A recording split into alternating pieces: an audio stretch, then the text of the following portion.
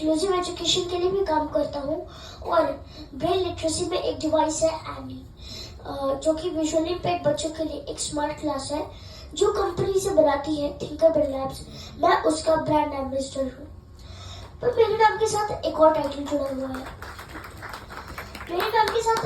जुड़ा हुआ है। वो है मोटिवेशनल स्पीकर। और क्या आप जानते हैं मुझे टाइटल कहाँ से मिला है? मुझे ये बताते हुए बहुत खुशी हो रही है कि मुझे ये टाइटल इसी रूबी हॉल क्लिनिक से मिला है।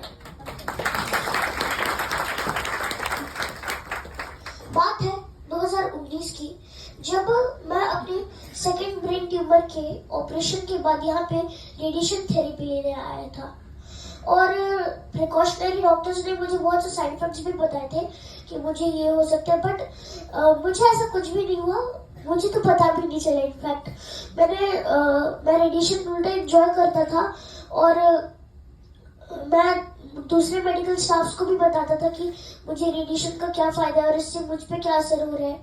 उसके बाद मेरे मौसा जी हैं मनोज श्रीवास्तव, वो यहीं पर जॉब करते हैं और उन्हीं को एक क्रेडिट जाता है जो उन्होंने मुझे यहाँ पर लाया इस रूबी हॉल में, और फिर मतलब इतने सारे अपॉर्चुनिटीज के द्वार खुले।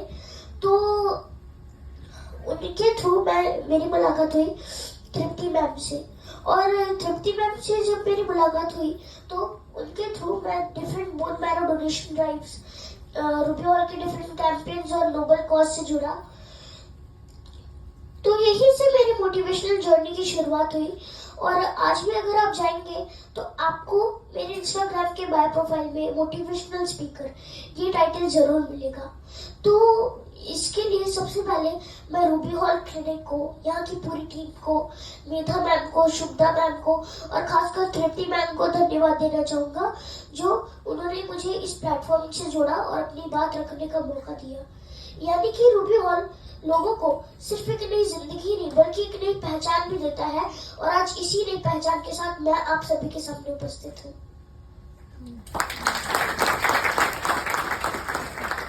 लॉकडाउन में भी जब पैंडेमिक था, कोविड-19 था, तब भी रूबी हॉल के नोबल कॉजेस फंक्शंस नहीं रुके। तृप्ति मैम कुछ ना कुछ ऑनलाइन अरेंज करती रहती थी, तो उसमें हमने क्रिसमस सेलिब्रेशन किया था जिसमें मेघना इरांडे मैम आई थी और सभी बच्चे जुड़े थे। हमने उसमें भी बहुत मजे किए थे। फिर कैंसर आज ही के दिन वर्ल्ड कैंसर डे पर 4 फरवरी को हमने 2021 में एक मीटिंग अरेंज की थी और उसमें मैं भी जुड़ा था, वो भी ऑनलाइन थी। आज है 4 फरवरी, जैसा कि हम सब जानते हैं, इसे हम वर्ल्ड कैंसर अवेयरनेस डे के रूप में मनाते हैं। और जो स्लोगन 2021 से 2024 तक चलने वाला है, क्लोज द केयर गैप, तो इसका स्लोगन है close the care gap is all about realising the problem. जैसे कि 80% of cancer survival rate high income countries में, जबकि यही कैंसर सर्वाइवल रेट 20% है लो इनकम कंट्रीज में। क्यों? 90% of cancer mortality rate middle class और लोअर मिडिल क्लास में है। क्यों? हर साल अनफॉर्चुनेटली कई लोग कैंसर की वजह से अपनी जान गंवा देते हैं, तो उनमें से ज्यादातर की उम्र 65 वर्ष से ऊपर होती है। क्यों? रिफ्यूजी एरिया में रह रहे लोगों की डायग्नोसिस कैंसर के एडवांस स्टेज में हो पाती है। क्यों? है ना कुछ चौंका देने वाले फैक्ट्स। कैंसर हो या फिर ट्यूमर हो, ये हमारी लाइफ में हमेशा अनवांटेड होते हैं। कोई नहीं चाहता कि उन्हें ऐसा कुछ हो, पर ये अनवांटेड गेस्ट्स हमारी लाइफ में आते हैं और कहते हैं स्वागत नहीं करोगे हमारा।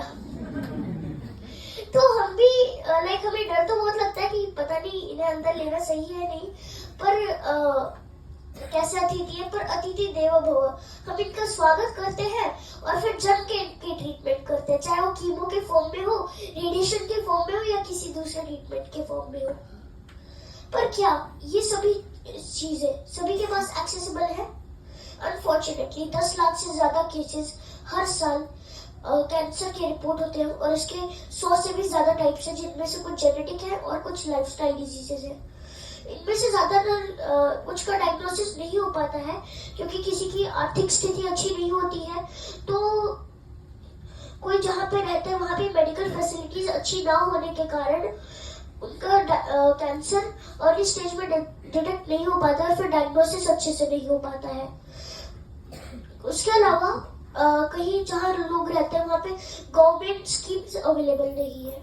मुझे ऐसा लगता है कि हमें सबसे ज्यादा जरूरत है मानसिक और आर्थिक रूप से मजबूत रहने की, क्योंकि जब भी कैंसर आता है वो आपको सबसे पहले मानसिक रूप से तोड़ देता है और उसके बाद आपको आर्थिक रूप से, अगर आपकी आर्थिक स्थिति अच्छी नहीं है तो आपको आर्थिक रूप से तोड़ देता है। हर हॉस्पिटल में सोशल वर्कर्स होते हैं, जैसे कि रूबी हॉल में तृप्ति मैम है। ये आपको बताते हैं कि आपको ग्रांट कहाँ से मिलेगा, आपके लिए क्राउड फंडिंग अरेंज करवाते हैं और उसी के साथ साथ आपको बताते हैं कि आपको फंडिंग कहाँ से रेज करनी चाहिए।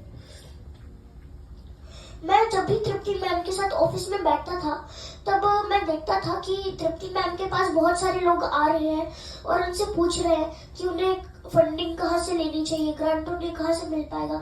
तो तृप्ति मैम उन्हें बताती थी कि ये सब उन्हें कहाँ से करना चाहिए, क्योंकि मुझे लगता है कि एक आम आदमी के लिए पीस ऑफ इंफॉर्मेशन बहुत इम्पोर्टेंट है और बहुत जरूरी है, बहुत बड़ी बात है, क्योंकि ये कैंसर जैसी जो बीमारी कुछ ही नहीं देखती, ना शहर, ना गांव, ना महलों का आराम, ना धूप के छाले वाले पाँव।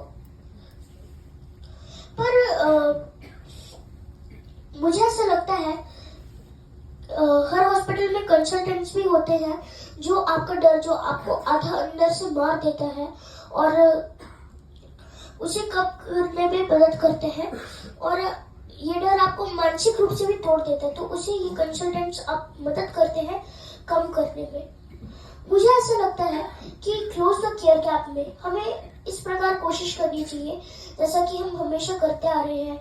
अभी रेडिएशन थेरेपी, जैसा कि बताया है सबने कि बच्चों के लिए फ्री की गई है, तो ये सब जैसे हम करते आ रहे हैं हमें और प्रयास करना चाहिए और फिर चाहे किसी के घर में पैसे बरसे ना बरसे, पर कम से कम वो कैंसर जैसी बीमारी के इलाज के लिए न तरसे।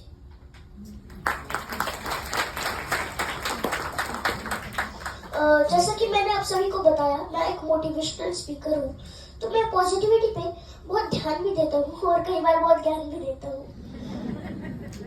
और मुझे ऐसा लगता है कि staying positive is very important, क्योंकि जब आप पॉजिटिव रहते हैं तब आपके अंदर पॉजिटिव हार्मोन सीक्रेट होते हैं और फिर आप जो डायग्नोसिस ले रहे होते हैं, जो दवा ले रहे होते हैं, उसका भी आप पे पॉजिटिव असर दिखता है।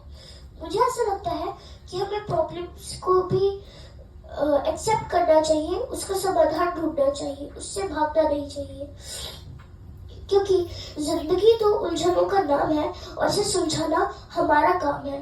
तो हमें प्रॉब्लम से भी भागना नहीं चाहिए।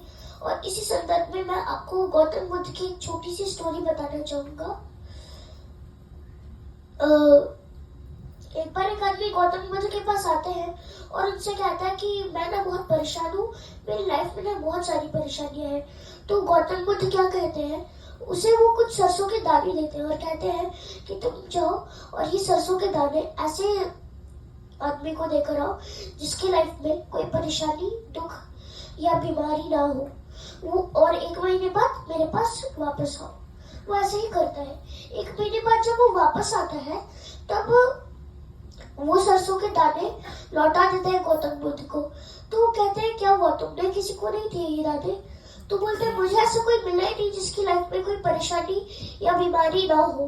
तो परेशानी हर किसी को होती है, किसी की दिखती है, किसी की नहीं दिखती है, बस हमें जरूरत है तो उसका समाधान ढूंढने की। और अगर उसका समाधान अभी नहीं है, भविष्य में आ सकता है, तो हमें एक्सेप्ट करके आगे बढ़ना चाहिए। अंत में आप सभी का ज्यादा समय ना लेते हुए मैं अपनी बात को यहीं पर समाप्त करता हूँ और ये आशा करता हूँ कि सारा समाज एकजुट होगा और कोशिश करेगा कि किसी भी आदमी की जान कैंसर जैसी बीमारी में मेडिकल फैसिलिटीज की कमी की वजह से और आर्थिक रूप से कमजोर होने की वजह से ना जाए।